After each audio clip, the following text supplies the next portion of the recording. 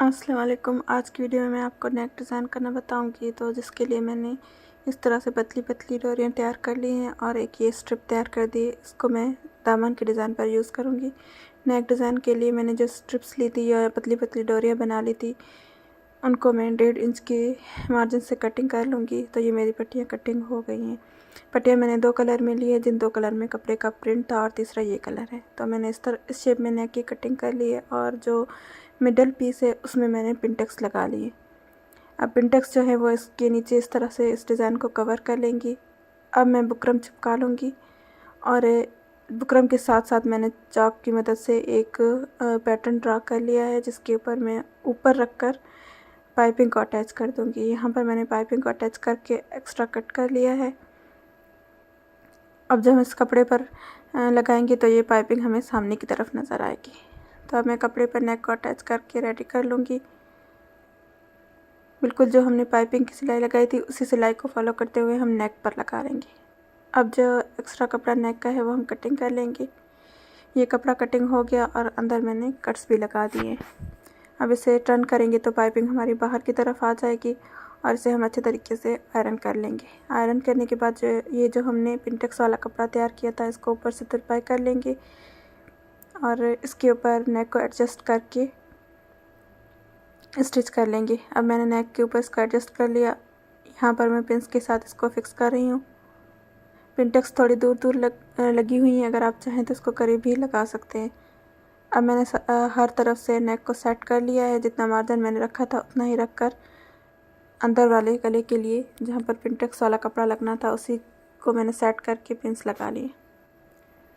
अब मैं जब स्टिच स्टार्ट करूँगी तो साथ में मैं लूप्स और दोनों कलर के लूप्स भी स्टिच करती जाऊँगी। तो मैंने ये स्टिच लगा रही हूँ। ये स्टिच लगाना ज़रूरी है क्योंकि ये लिनन का कपड़ा है, तो इसके ऊपर टॉप स्टिच लगाना ज़रूरी हो जाता है।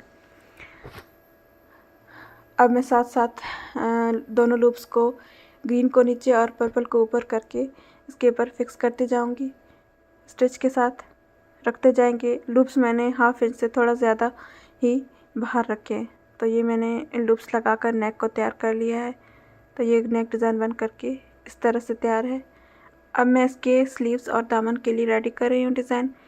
तो ये दोनों लूप्स जैसे मैंने गले में लगाए थे नीचे ऊपर करके वो रखा, और जो एक स्ट्रिप्स मैंने तैयार की थी उसको अब मैं एक पेपर पर फिक्स कर रही हूँ ताकि जब मैं कपड़े पर लगाऊँ तो ये इक्वल आए।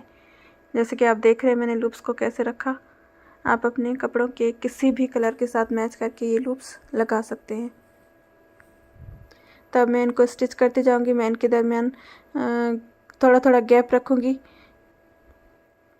तो ये मेरे लूप्स एक पेपर पर लग कर के तैयार हो गए। ये दोनों मैंने स्लीव्स के तैयार किए हैं, इसी तरह मैं दामन की भी तैयार कर लूँगी।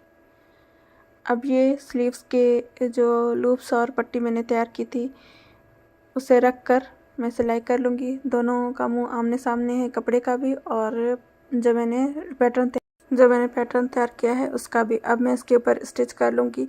ये स्लीव्स का बॉर्डर है तो ये मेन फैब्रिक के ऊपर ही अटैच होगा।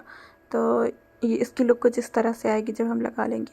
अब जो बॉर्डर की दूसरी तरफ है उसमें हम पाइपिंग लगा लेंगे। ये मैंने पाइपिंग लगाकर एक्स्ट्रा कट कर लिया है क्योंकि ये स्लीव्स के ऊपर लगेगा बॉर्डर। तो अब मैं स्लीव्स रख रही हूँ। पहला पैटर्न मैंने सीधा रखा है, उसके ऊपर स्लीव्स को मैंने उल्टा रखा है। अब मैं यहाँ पर एक सिलाई लगा लूँगी।